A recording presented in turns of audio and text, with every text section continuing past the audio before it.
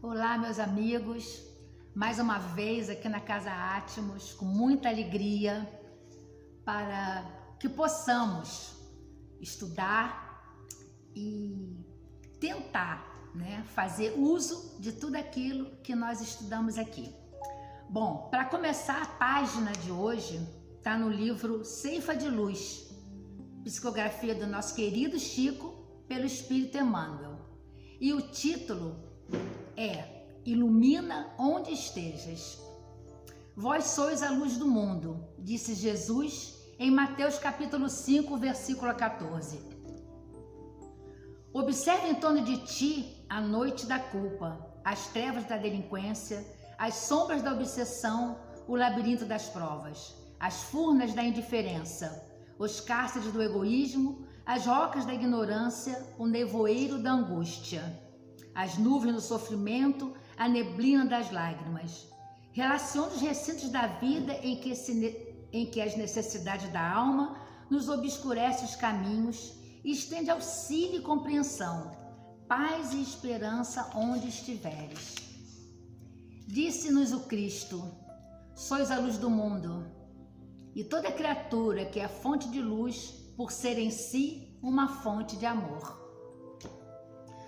Meus amigos, meus companheiros, que o nosso Mestre Jesus acampe em nossos corações, para que possamos passar o estudo dentro do que a nossa doutrina dos Espíritos nos aconselha.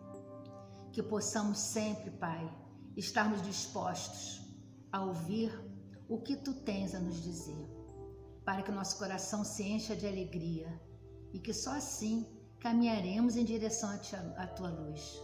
Como disse o Cristo, somos deuses como Ti, porque lhe trazemos dentro de nós. Ser conosco hoje, agora e sempre. Graças a Deus. Bom, meus amigos, hoje, mais uma vez, estou aqui na Casa Atmos com a minha amiga Maristela e a minha amiga Tânia, minha plateia encarnada, com todos aqueles nossos irmãos desencarnados.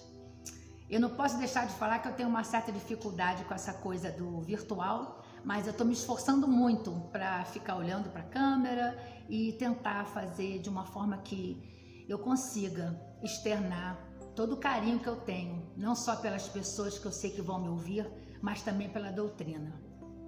E hoje eu trouxe para o nosso estudo o prefácio do Evangelho segundo o Espiritismo. Mas antes de falar do prefácio, eu vou falar um pouquinho do livro do Evangelho segundo o Espiritismo. O Evangelho é o terceiro livro da codificação. Nele está toda a moral do Cristo, toda a parte moral. Seus discursos, seus questionamentos, está tudo ali. E ele também está contido na terceira parte do Livro dos Espíritos, E a gente costuma dizer, que o Evangelho é o nosso norte, a nossa bússola, o nosso caminho, E realmente é dessa forma que a gente vê o Evangelho, nos seus 28 capítulos, 28 capítulos de pura emoção. E ele tem uma sequência. Eu até dei uma colinha aqui, que eu fui botando mais ou menos o caminho, que o Evangelho faz nas nossas vidas, no nosso dia a dia. Quando Jesus fala, meu reino não é deste mundo. Por quê? Porque o reino dele não é deste mundo. Porque o mundo dele, um mundo melhor, um mundo que vai abrigar almas bem mais calorosas, mais solícitas. E sabemos que tem tantas moradas na casa do nosso Pai, Para cá e para lá, a gente sabe que o universo é imenso e não podemos nos colocar como se fôssemos os únicos dentro dessa imensidão. Aflição, consolo, Cristo Consolador. Sabemos perfeitamente que quando caminhamos pelo Evangelho, conseguimos chegar lá no capítulo 5, falar das nossas consolações, das nossas aflições, da justiça que Deus nos traz. Pobre de espíritos e pobre de coração. Essa também é outra fala que tem no nosso Evangelho. Outro capítulo que Jesus vem e nos coloca diante do que nós podemos ser, com as frases, com as parábolas, brandos, pacíficos, misericordiosos. E ele continua. E a gente vai passando pelo Sermão do Monte, como o próprio Gandhi já disse, que mesmo que se queimasse todos os livros e nós ficássemos apenas com o Sermão do Monte, nós teríamos tudo para sermos pessoas melhores. E nós aprendemos? Nós estamos aprendendo nesse caminhar? Quando a gente pega a doutrina e resolve realmente estudar, pegar todo o conhecimento, toda aquela leitura e tornar aquilo uma dinâmica em nossa vida. Aí, quando a gente começa a achar que está aprendendo, a gente chega lá no capítulo de amar ao próximo como a si mesmo. E vai adiante, vamos amar os inimigos também, porque é o caminho. Não temos como amar a Deus, como amar ao próximo e esquecer aqueles que nos fazem mal, porque também fazemos mal a alguém. E que graça teria amar só quem nos ama? Isso qualquer um faz. E é tão fácil, né? Amar quem nos ama. E dessa forma, continuando, ele vai lá, honrar pai e mãe. São os degraus que a gente vai caminhando, né? Dentro do nosso Evangelho. Fora da caridade não há salvação. Isso então é a própria fala do Espiritismo. Mas uma caridade, não só aquela caridade material, mas também a caridade moral, a caridade do amor, a caridade como entendia Jesus. Indulgência, benevolência e perdão. Esse é o caminho para que nós continuemos, né, na nossa leitura, avançando dentro do nosso Evangelho. E para confirmar esse nosso amor pelo próximo, por Deus, honrando pai e mãe, brandos, pacíficos, vem aquele capítulo Sede Perfeitos, onde Jesus, já nos caracteres da nossa formação, nos caracteres do homem de bem, nos pede mais uma vez para amarmos os inimigos. E dali para frente, o homem de bem é descrito em toda a sua complexidade, na sua beleza e com a possibilidade de sermos, porque podemos ser perfeitos e podemos ser os escolhidos. Porque logo a seguinte vem o capítulo, né? Que poderemos ser os escolhidos, e logo a seguinte, a fé transporta as montanhas. Então a gente está caminhando dentro do Evangelho, passo a passo, porque o Evangelho é a nossa bússola. E quando nossa fé transportar as montanhas, quando já estivermos caminhando para sermos aqueles seres perfeitos, por que não sermos os trabalhadores da última hora? É ali, né, que Kardec fala dos bons espíritas, aqueles que já perceberam que não dá mais para adiar, né? Nós temos que ter essa certeza, porque se já temos tanto conhecimento, já temos tantas informações, somos reencarnacionistas, sabemos das nossas condições enquanto encarnados, não há como ainda tentar não ver dessa forma, né? Sermos aqueles bons espíritos, os bons espíritas, aqueles que vão caminhar diretamente junto a Jesus. E, dando continuidade, vamos nos deparar com falsos profetas, né? Vamos aprender a lidar com isso, vamos perceber onde estamos caminhando, porque temos uma fé raciocinada, mas uma fé raciocinada é aquela fé que estuda, né? O próprio Kardec fala que o Espiritismo não faz prosélitos. Não fazendo prosélitos significa que nós temos que buscar a verdade. Por quê? Conhecereis a verdade vos libertará. São falas que nós estamos muito acostumados a ouvir.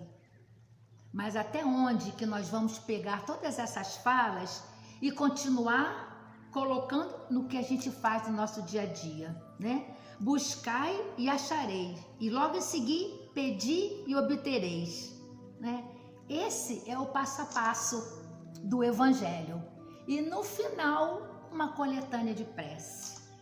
Uma coletânea de prece que, ao lermos todos o início, o prefáciozinho que Kardec coloca ao fazermos uma prece, vamos entender mais uma vez a função da doutrina em nossa vida. Então, temos lá as preces, temos todas essas falas, esse caminho dentro do Evangelho. E o que é um prefácio? Um prefácio é o resumo, é o conteúdo de um livro. E Kardec, ele foi muito feliz porque ele fez uma fala pequena, extremamente profunda. E quero fazer um adendo aqui.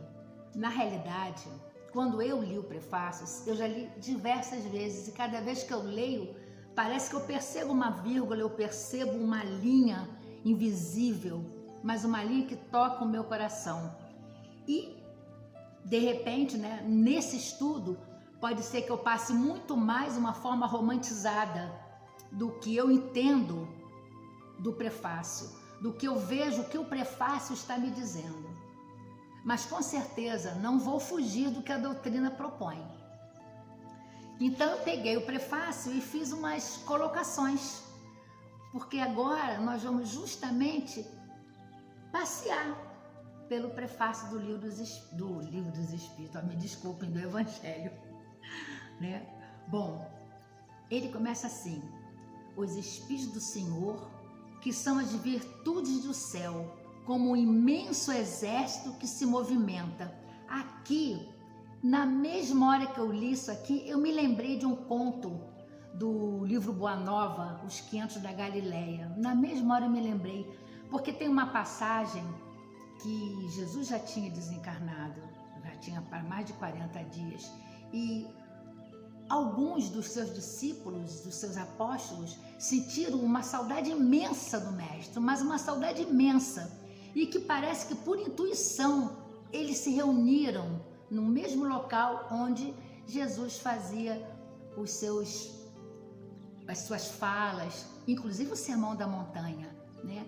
E esses apóstolos, esses discípulos foram que por intuição naquele local e lá reunidos eles sentiram a presença de Jesus, sentiram, e a psicosfera ficou tão repleta da presença de Jesus que ele vem realmente à Terra e fala com todos. E uma parte que eu acho engraçada, não, interessante, é que Jesus, ele não fala com a boca, ele não move os lábios, porque ele fala aos corações daquelas pessoas que estavam ali, porque eles estavam com saudade de Jesus. Então, quando eu leio aqui, imenso exército que se movimenta, ao receber a ordem de comando, espalham-se todos sobre a face da terra. São os guardiões da humanidade. Porque os 500 da Galileia representa isso. Os guardiões, aqueles espíritos que reencarnam de tempo em tempo na terra para alavancar o nosso progresso. Para encarnar junto de nós, como missionários, como pessoas melhores, que fazem com que a gente se sinta muito bem de querer estar perto, de querer parecer. Porque a palavra convence, mas o exemplo arrasta. A gente sabe que é dessa forma. Então, tem uma fala que eu até, claro que eu copiei, né? Porque eu fico tão emocionada que às vezes eu me perco na palavra. Ele fala assim: os guardiões da humanidade terrestre, que tem como missão o serviço glorioso da evangelização da coletividade terrestre, sob a inspiração do nosso Mestre Jesus. Então, a evangelização da humanidade, né? De todos nós. Então, isso está contido no prefácio do Evangelho. Então, todos esses guardiões, esses anjos, esses espíritos estão aqui impulsionando a nossa melhora, fazendo com que a gente consiga alavancar. E ele fala, uma fala pequena, porque o conto é muito bonito, mas eu tirei uma fala pequena. E Jesus diz: amados, enviei meus discípulos como ovelhas ao meio de lobos, e vos recomendo que lhes sigais os passos no escabroso caminho. Todo mundo sabe, né, que o caminho é difícil, Mas não sei porque que a gente insiste até de não perceber que nos momentos mais difíceis, Jesus está sempre conosco, né? Todo mundo sabe que Jesus nos carrega no colo, os espíritos protetores ao nosso lado, nos dando apoio, nos intuindo coisas boas. Mas é porque a gente ainda precisa ter muita convicção de que o caminho é dessa forma, né? E ele continua: depois dele é a vós que confio a tarefa sublime da redenção pelas verdades do Evangelho. Olha só, se nós temos esse exército que vem à frente, trazendo a mensagem do Cristo, e logo a seguir somos nós que estaremos ali, ó, sendo impulsionados, caminhando, né? Então, eles são os semeadores e nós seremos o fermento divino. Isso é muito bonito, porque é como a gente sente, é como a gente deve sentir. Pode ser uma maneira, como eu falo, romantizada, mas é muito, é dessa forma mesmo, porque tudo que a gente sente com o coração vira um romance, né? Uma fala com amor, uma fala com verdade, com simplicidade. E ele continua: semelhantes a estrelas cadentes, vem iluminar o caminho e abrir os olhos aos cegos. Olha só, ele não vem abrir os olhos dos cegos, ele vem abrir os olhos aos cegos. Por que que ele fala? Ele quer que a gente, assim como as estrelas cadentes, eu fico imaginando como é, né, realmente aqueles espíritos descendo, vindo dos céus, né, para fazer com que a gente acredite, para renovar nossas forças, fortalecer o Cristo que vive em nós. A gente acha tão bonito, né, quando Paulo fala: já não sou eu que vive em mim, sim o Cristo. Mas quem disse que nós também não podemos ter o Cristo vivendo em nós? Quem disse que a gente não pode ser dessa forma? Né? A gente precisa ter força de vontade, ter garra, realmente acreditar, não deixar que a emoção seja só aqui, ó, a flor da pele. Porque emoção dá mesmo, mas até que ponto que essa emoção introjeta em você, né, dentro da gente? Não só porque cada vez que eu falo para vocês, eu estou me ouvindo. Eu também quero saber se esse Cristo vive dentro de mim. Se eu não só me emociono quando vejo que o Cristo fala daqueles que são os guardiões da humanidade, mas será que eu estou tendo olhos de ver? Porque eles estão entre nós.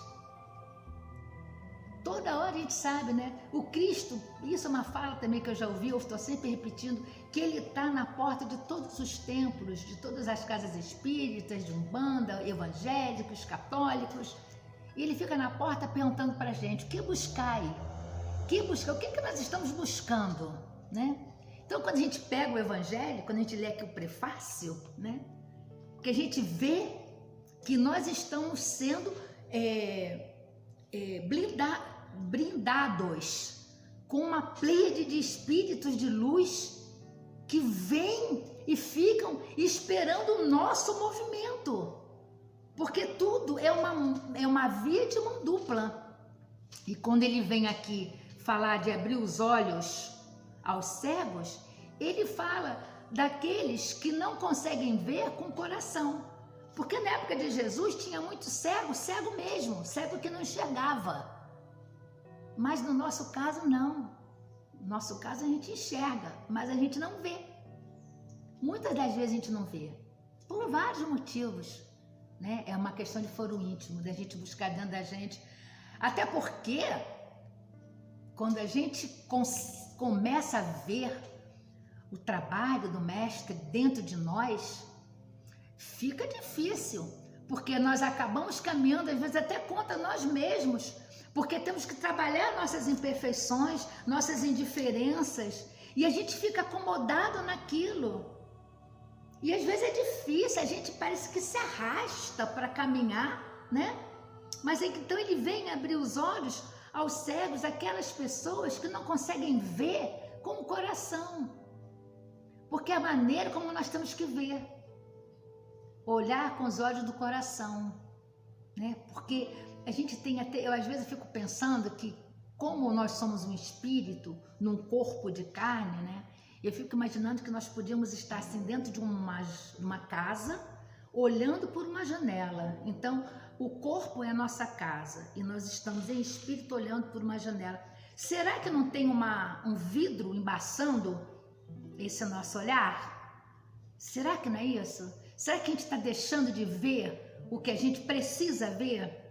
E aqui eu também lembrei de uma outra coisa.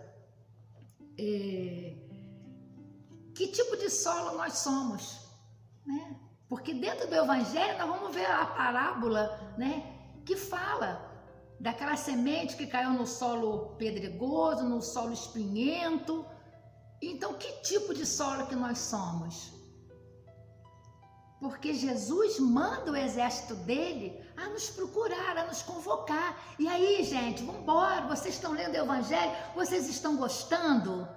Vocês acham que é isso mesmo? Então vamos embora. Aí o que a gente faz? Ah, não, ainda estou na página 22. Eu vou ter que ler de novo. Tá bom, lê de novo, mas se mexe. Eu mesmo leio toda hora.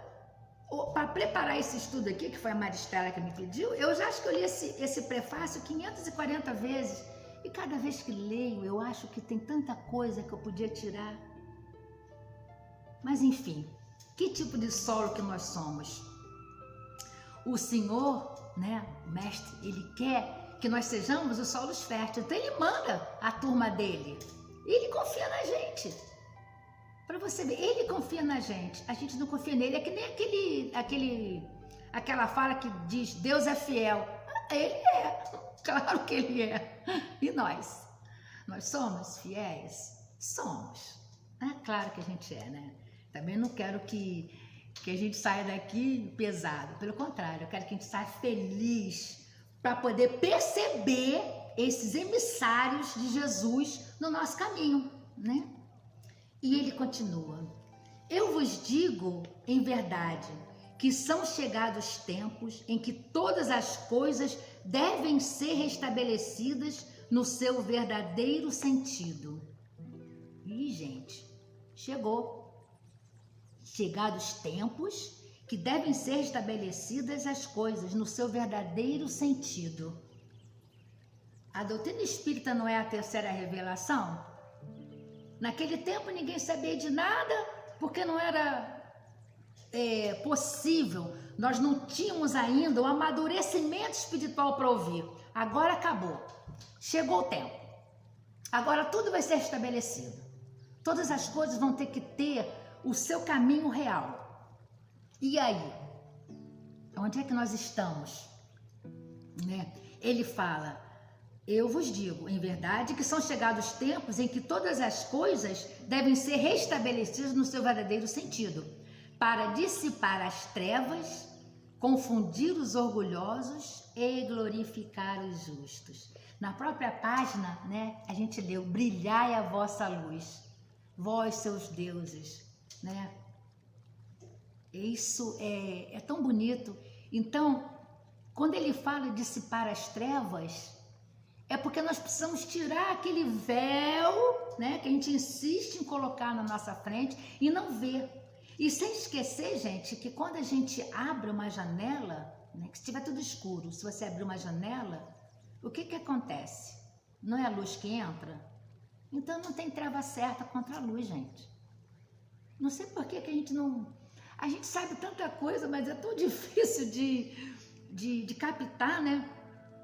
Dissipar as trevas significa que nós já estamos amadurecidos o suficiente para caminharmos melhor no nosso caminho, entender as dores que nos chegam, entender as perdas, isso é até para mim também, tá, gente? As perdas dos entes queridos, que nós ultimamente até estamos sofrendo bastante com essa pandemia, com a própria pandemia.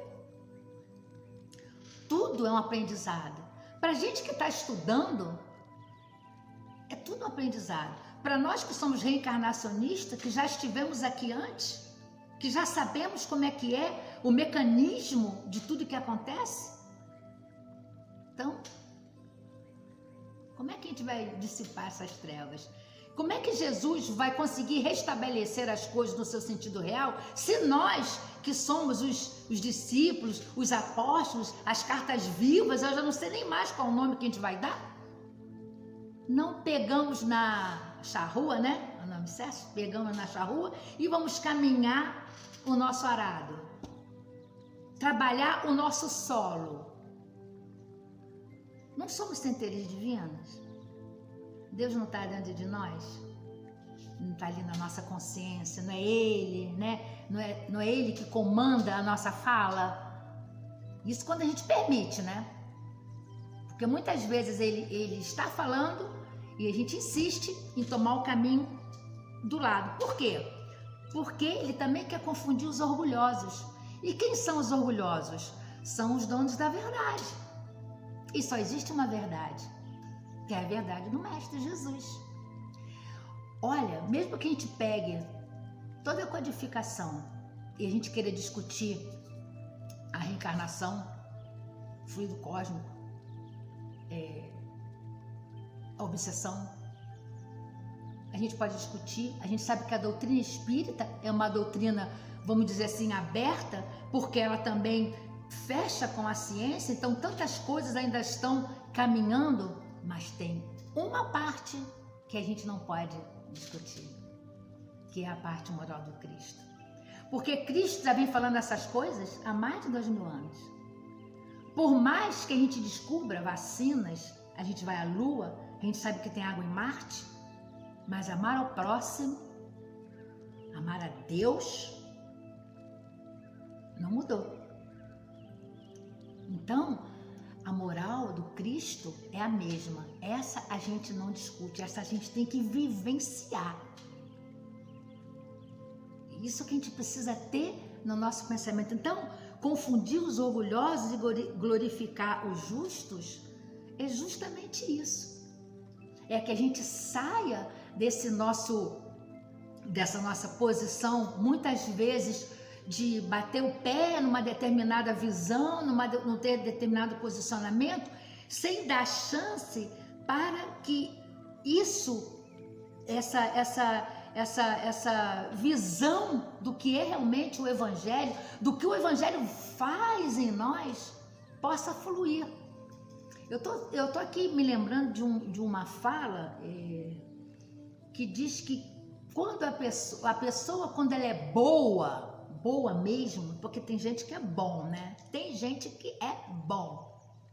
Quando a pessoa é boa, ela nem precisa de muito estudo, porque ela faz o caminho inverso. Ela é boa, ela sabe fazer o bem. Tem gente que é assim, não precisa ter carro para fazer nada, não precisa ter dinheiro para fazer nada. Ela faz, porque ela é boa. Mas, em contrapartida, nós precisamos estudar. Precisa estudar muito, mas muito. Ler esse prefácio 500.000 vezes. Estudar a doutrina muitas vezes. Para que a gente permita que ela entre no nosso coração. Outra fala que eu gosto muito, e que também está no Boa Nova, é a fala no prefácio do livro, que o irmão X, ele fala que ele conheceu espíritos esclarecidos e espíritos evangelizados. E ele queria, de alguma sorte, fazer parte dos segundos, que seriam os espíritos evangelizados. Então, nós temos conhecimento? Temos. Mas e aí? Né? Vamos estudar. Então, eu vos digo em verdade que são chegados tempos em que todas as coisas devem ser restabelecidas no seu verdadeiro sentido, para dissipar as trevas, confundir os orgulhosos e glorificar os justos. Aí vem mais um pedacinho aqui. As grandes vozes do céu ressoam como toque de trombeta. Aqui eu também parei, porque eu me lembrei de uma música. Eu não vou cantar não, porque se bem que hoje eu ouvi o Chico cantando, eu acho que eu me dou até vou cantar a qualquer hora. Mas enfim, do Vozes Eternas, que tem uma parte, o nome da música é A Fonte, para se alguém quiser depois procurar, A Fonte do Vozes Eternas.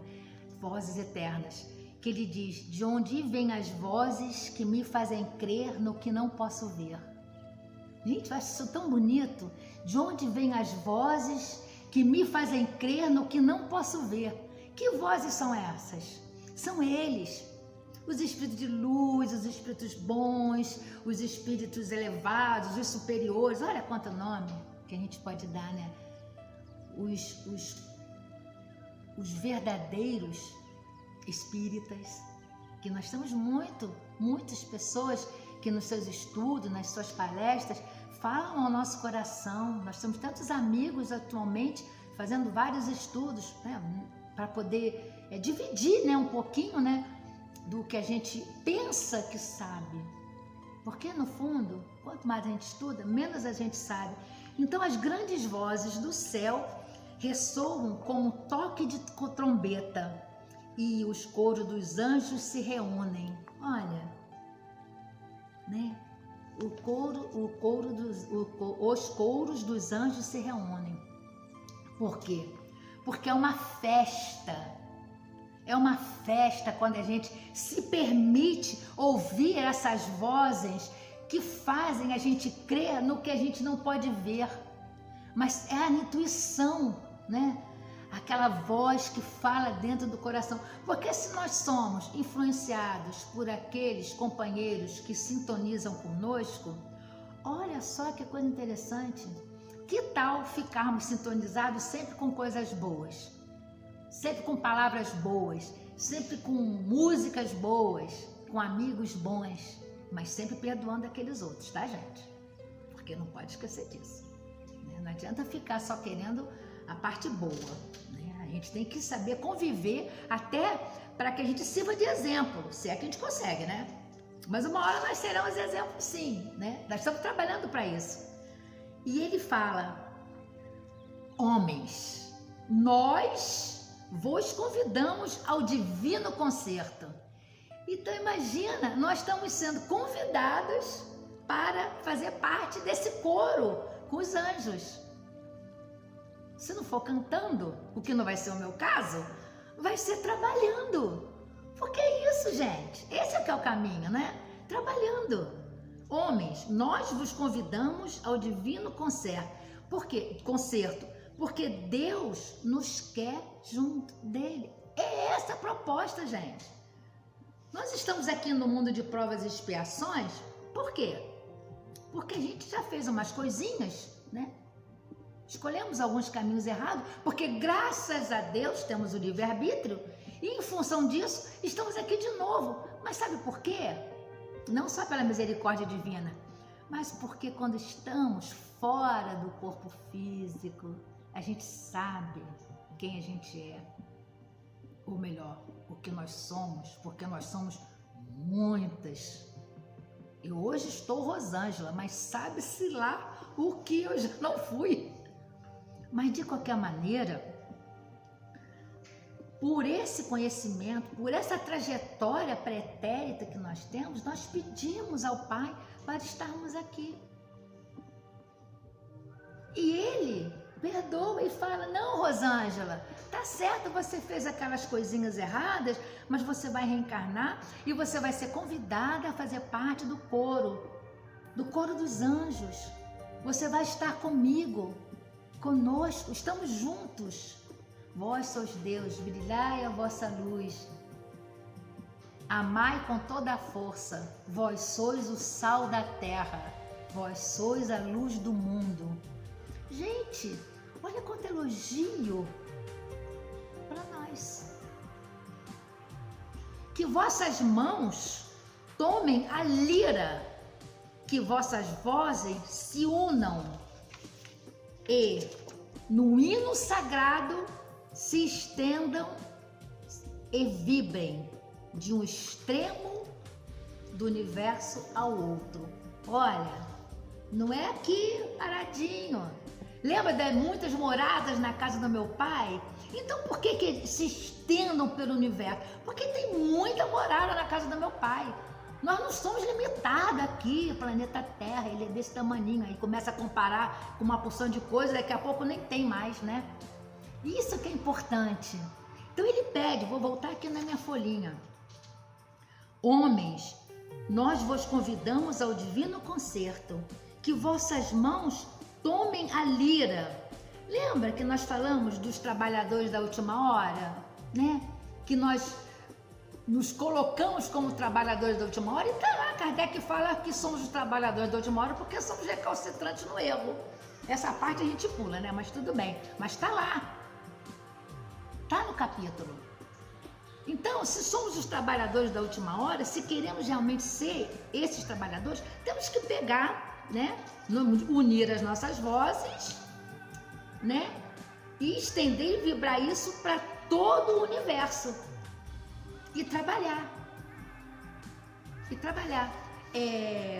André Luiz, no livro Céu e Inferno, ele fala, tem uma fala muito legal lá, que ele diz que o trabalho e a dor são os únicos caminhos que vão levar o homem a evoluir, a caminhar, a acabar com aquelas falhas dele pretérita. Não é bem assim não, gente, mas é mais ou menos isso, que é dessa forma, trabalho e dor, porque a dor é aquele cadinho que faz com que a gente pare e pense, né? E o trabalho é a própria lei do progresso, não tem como ser diferente. E ele continua, né? Então nós vamos vibrar, vamos nos unir a esses anjos todos. Tem também uma outra história do irmão X também, se não me engano, muito bonita, que é o anjo solitário, que foi uma outra fala que eu me lembrei quando eu li sobre esses anjos reunidos. Nessa história, Jesus está sendo crucificado. É um anjo solitário, muito bonito. E na crucificação ele recebe vários anjos. E cada hora chega uma quantidade de anjos e ficam perto de Jesus. Uns limpam-lhe as chagas, outros cantam hinos nos ouvidos de Jesus, os outros tentam iluminar aquele ambiente, né? E no final vem um anjo que não faz absolutamente nada nesse sentido, vai dos pés do Cristo ao rosto do Cristo, e o Cristo nesse momento fala ao ouvido desse anjo que ele fosse socorrer Judas, que esse é o anjo da caridade. Então, mais uma coisa que a gente precisa trazer pra gente, a caridade. Não basta apenas sermos esses anjos que cantam, podemos ser esse anjo que ele é chamado anjo solitário, porque muitas vezes a caridade é um movimento solitário, mas ele devia ser solidário. Nós temos que mudar essa fala da caridade também. Então, sermos também esse anjo. E ele continua, aí eu já estou falando da caridade mesmo, e como é que é o último pedacinho aqui? Homens, irmãos amados, estamos juntos de vós, estão juntos de nós. Amai-vos também uns aos outros, amai-vos também uns aos outros, e dizei do fundo do vosso coração, fazendo a vontade do Pai que está no céu. Amai-vos uns aos outros. Tem uma fala acho que é João que fala, amai-vos uns aos outros, amai-vos como eu vos amei. Já não mais vos são os servos, porque os servos não sabem o que faz o seu Senhor. Mas tenho-vos chamados amigos, porque tudo quanto tenho a conhecer foi dado. É uma fala mais ou menos assim. Mas é isso que Jesus espera de nós, que sejamos amigos, que sejamos companheiros, e só tem uma maneira de seguirmos esse caminho, é amai-vos também uns aos outros. Como é nisso, né? Amar uns aos outros, fazendo a vontade do Pai que está no céu. Senhor, Senhor, e poderei entrar no reino do céu. Essa fala Senhor, Senhor está naquele capítulo que eu já falei mais ou menos, muitos chamados e poucos escolhidos. Será que nós estamos nesse caminho de falar exatamente isso? Senhor, Senhor, muitos chamados e poucos escolhidos. Agora, por que, né? Por que muitos chamados e poucos escolhidos, se a gente acabou de saber que tem uma quantidade enorme, um exército vindo para que nós possamos fazer parte disso tudo aqui, desse banquete? Por que nós não podemos estar nessa fala aqui, Senhor, Senhor, e entraremos no reino do céu? Por que a vontade do Pai? A gente mesmo vive falando a oração do Pai Nosso, ou a gente para de ler o Pai Nosso, ler e introjetar, e passa a pensar de uma outra forma, e o que não é o nosso caminho. Então, quando ele fala, amai-vos também uns aos outros, e dizei do fundo do vosso coração, fazendo a vontade do Pai que está no céu, Senhor, Senhor, e poderei entrar no reino do céu. Aqui eu me lembro de uma fala do Chico, uma frase que eu vi lá na Casa da Prece, né, lá em Uberaba. Eu até comprei uma camiseta com a frase, de tão bonita que eu achei. Mas não adianta achar a frase bonita se eu não consigo entender o que essa frase quer dizer. E a frase que o Chico diz é o seguinte: muito tarde é que percebemos que não amamos o bastante. Por que será que muito tarde percebemos que não amamos o bastante? Será que é porque não estamos fazendo o nosso dever de casa? Será que é isso? Bom, esse prefácio, ele é assinado pelo Espírito da Verdade. E logo depois vem uma nota, né, que diz assim: a instrução acima, transmitida por via mediúnica, resume ao mesmo tempo o verdadeiro caráter do Espiritismo e o objetivo desta obra. Por isso foi colocada como prefácio.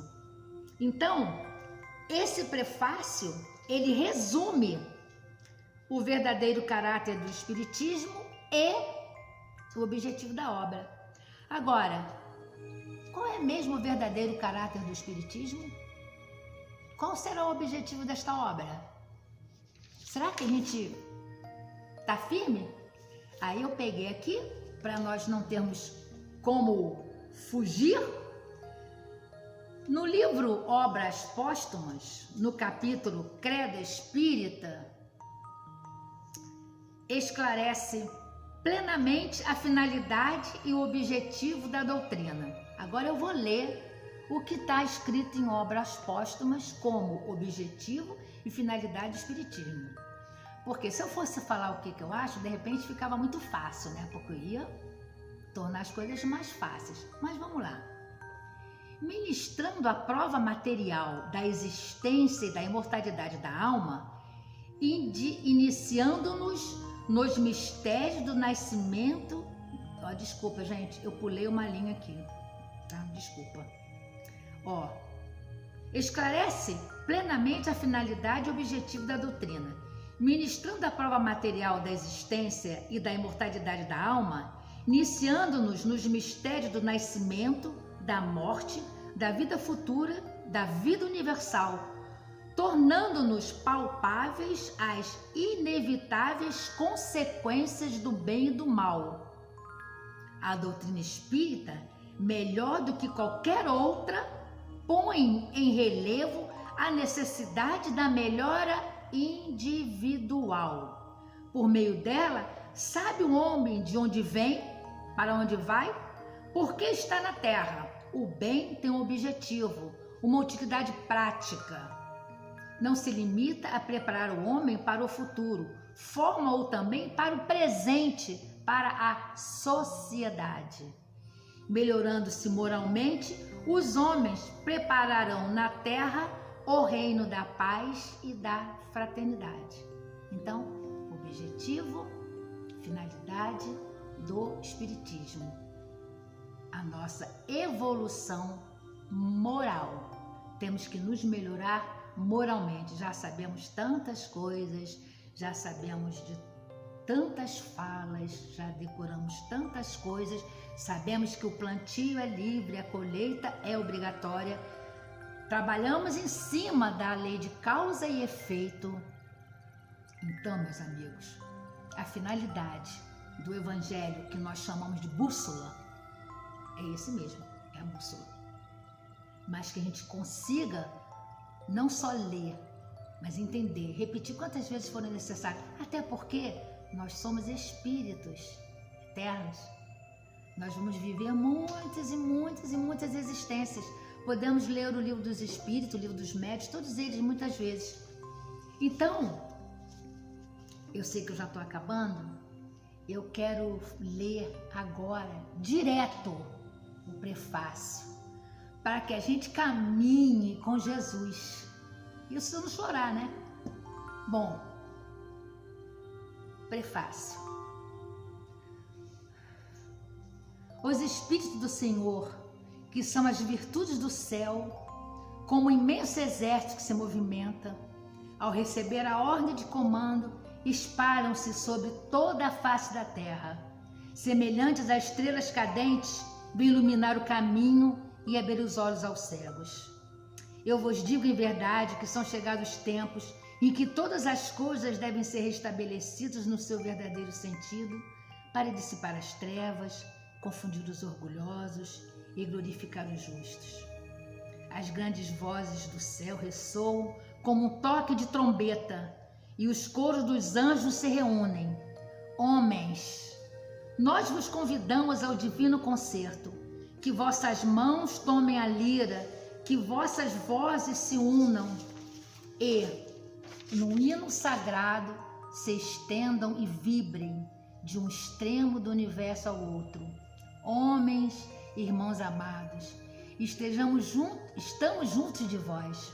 Amai-vos também uns aos outros e dizei do fundo do vosso coração, fazendo a vontade do Pai que está no céu. Senhor, Senhor, e poderei entrar no reino dos céus. Mestre Jesus, que possamos ser sim, Mestre, como sempre pedimos, as suas cartas vivas. Sermos os seus discípulos diletos, porque queremos sim, Pai, caminhar junto de Ti, ouvir o nosso Mestre Jesus, o nosso irmão amado, mas ainda nos encontramos presos ao nosso egoísmo, ao nosso orgulho, à nossa vaidade. Ainda cultivamos em nós imperfeições morais e precisamos urgentemente trocá-las por virtudes. Virtudes contidas nas suas palavras, nas suas lições no vosso amor. Jesus, louvado seja sempre o seu nome. Louvado seja o nome do nosso Pai amado. Louvado seja todos esses espíritos de luz que caminham conosco, nos impulsionando, nos direcionando até Ti. Sê conosco, Mestre querido, e perdoa-nos as nossas falhas. Que assim seja, graças a Deus. Obrigada, meus queridos. Estudem, eu posso estar equivocada.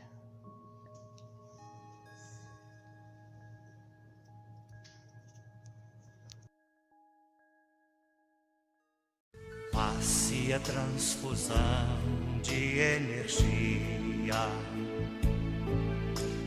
alterando o campo celular. Faça uma prece ao receber. Esta bênção serve para curar. Socorro fraterno de irmão. Jesus também pôs as mãos, curava de longe sem sequer tocar, doava energia e bem-estar. Passe é fluido e